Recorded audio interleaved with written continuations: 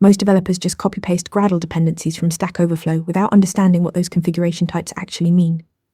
Let's break down the right way to add dependencies.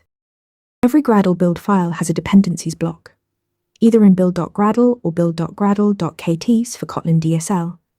This is where you declare all external libraries your project needs, whether it's JUnit for testing, retrofit for networking, or GSON for J, S, O, N parsing. They all go inside this block. Think of it as your project's shopping list for third-party code. Now here's where most people get confused. The configuration type? Implementation is the most common. It makes the dependency available to your code, but keeps it private from consumers. API exposes the dependency to anyone using your library. Test implementation is only for test code. Compile only means the dependency is needed at compile time, but not packaged in the final output. And runtime only is the opposite.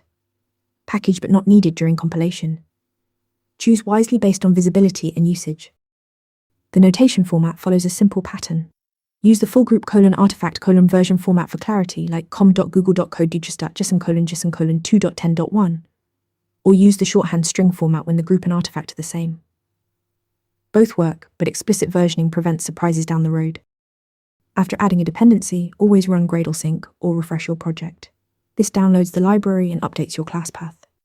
Prefer implementation over API unless you're building a library that exposes types, and pin versions explicitly to avoid breaking changes from automatic updates. To add a dependency, use the dependencies block. Choose the right configuration type like implementation or API, format it correctly, and sync. Master this and you'll manage dependencies like a pro. Practice this in your next project. Want to nail questions like this in your next interview? Interview Mentor gives you hands-on practice with real questions. Every answer gets a grade with specific, personalized feedback. Track your progress across topics and difficulty levels.